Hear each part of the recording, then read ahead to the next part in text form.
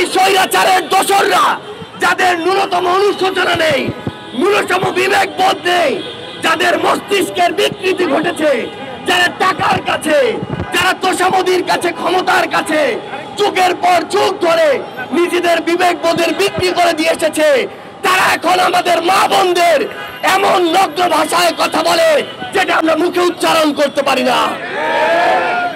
ওই স্বৈরাচারের দোসরদের পাঁচাটা তেলবাজদের আমরা বলতে চাই, নিজের যদি ঘর থাকে, নিজেরা যদি কোন মায়ের পেট থেকে এসে থাকেন, নিজেদের কোন যদি সন্তান থাকে, তাদেরকে গিয়ে জিজ্ঞাসা করুন যে আপনার ওই মেয়ে সন্তান, আপনার স্ত্রী, আপনার ওই মা, আপনার এভাবে একজন বোনকে, একজন মেয়েকে এভাবে গালি দেওয়াকে সমর্থন করে।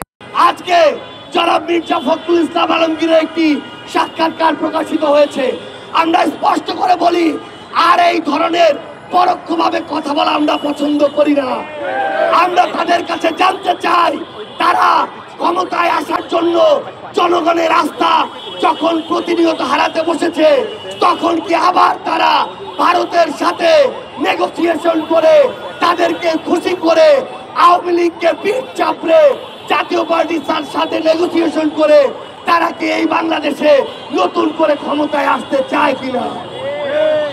তাদেরকে মনে রাখতে হবে 2024-এর অভ্যুত্থান শুধুমাত্র শেখ হাসিনার বিরুদ্ধে ছিল না, 24-এর অভ্যুত্থান শুধুমাত্র ফ্যাসিস্ট আওয়ামী লীগের বিরুদ্ধে ছিল না, 24-এর অভ্যুত্থান আধিপত্য, এই যে বাংলাদেশে যে আধিপত্যবাদ জারি করেছিল ভারত, তাদের ওই আধিপত্যের বিরুদ্ধেও ছিল। সেই আধিপত্যবাদী ভারত যখন এখনো ক্ষমা চায়নি, যখন এই খুনি হাসিনাকে তাদের আশ্রয় রেখেছে, তাদের আশীর্বাদে এই বাংলাদেশে কোন দল আর ক্ষমতায় আসতে পারবে না। আমরা স্পষ্ট করে আমাদের জায়গা থেকে বলতে চাই, সেটা বিএনপি হোক, অন্য কোন প্রতিষ্ঠান হোক, নির্বাচন কমিশন হোক, যদি তারা মনে করে জনগণের রায়ের বিপরীতে গিয়ে, জনগণের আকাঙ্ক্ষার বিপরীতে গিয়ে বিভিন্ন প্রভাবকের দ্বারা প্রভাবিত হয়ে, এজেন্সি, প্রতিষ্ঠান, দল, ব্যক্তির দ্বারা প্রভাবিত হয়ে তারা আমাদেরকে মার্কা আটকে, তারা আমাদেরকে নিয়ে কটূক্তি করে তারা এগিয়ে যাবে, ক্ষমতায় বসবে, এই আশা তাদের পূরণ হবে না। এরকম কটূক্তি ওই বিএনপি কে নিয়ে আজকে থেকে 1-2 বছর আগে আওয়ামী লীগ করতো। এরকম কটূক্তি অন্যান্য অনেক বিভিন্ন ধরনের জুলুমের শিকার ব্যক্তি, দল, মানুষকে নিয়ে ওই আওয়ামী লীগ করতো। কিন্তু তাদের আজকে কি অবস্থা, সেটা থেকে জনাব মির্জা ফখরুল ইসলাম আলমগীরকে শিক্ষা নিতে হবে, বিএনপি কে শিক্ষা নিতে হবে, বাংলাদেশে আগামীতে রাজনীতি করতে চাওয়া প্রত্যেকটা রাজনৈতিক দলকে শিক্ষা নিতে হবে। আমরা দেখেছি আমাদের বিপ্লবের অন্যতম যোদ্ধা, আমাদের বিপ্লবের রাজবন্দী, আমাদের সদস্য সচিব জনাব আক্তার হোসেনকে কিভাবে সেখানে অপদস্থ করা হয়েছে এবং অপদস্থ করার ক্ষেত্র তৈরি করে দেওয়া হয়েছে। আমরা ডক্টর ইউনূসকে বলতে চাই, আপনি যদি শুধুমাত্র নিজের প্রোটেকশন নিয়ে এগিয়ে যাওয়ার কথা চিন্তা করেন, তাহলে আগামীর বাংলাদেশের কোন গুরুত্বপূর্ণ বিষয় আমরা আপনার কাছে নিরাপদ মনে করি না।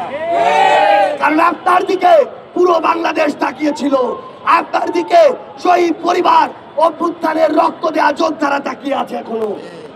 আমরা স্পষ্ট করে একটা কথা বলি, পিঠ বাঁচিয়ে যে চলার স্বভাব দেখাবে, তার এই বাংলাদেশে আর পিঠ বাঁচিয়ে চলা হবে না। সবকিছুর উপযুক্ত জবাব দিয়ে, সবকিছু জনগণের সামনে খোলাসা করে আগামীর বাংলাদেশে আপনাদেরকে চলতে হবে। আমরা স্পষ্ট করে বলি, আমরা আগামীর বাংলাদেশে যে কোনো ফর্মে রিফাইন্ড আওয়ামী লীগ এই বাংলাদেশে আমরা আশ্রয় পেতে দিব না।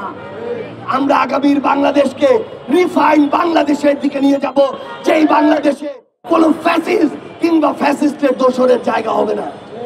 আমরা আপনাদেরকে স্পষ্ট করে বলি, আগামীর বাংলাদেশের নির্বাচন থেকে শুরু করে প্রত্যেকটি গুরুত্বপূর্ণ সিদ্ধান্ত, প্রত্যেকটি রাজনৈতিক দলের মত যদি জনগণের বিপক্ষে যায়, তাহলে জাতীয় নাগরিক পার্টি এনসিপি রাজনৈতিকভাবে রাজপথে তার প্রত্যেকটি জবাব দিবে। সে পর্যন্ত আপনারা সবাই এই বাংলাদেশ পন্থার পক্ষে থাকবেন, জনগণের পক্ষে থাকবেন, বিপ্লবের পক্ষে থাকবেন।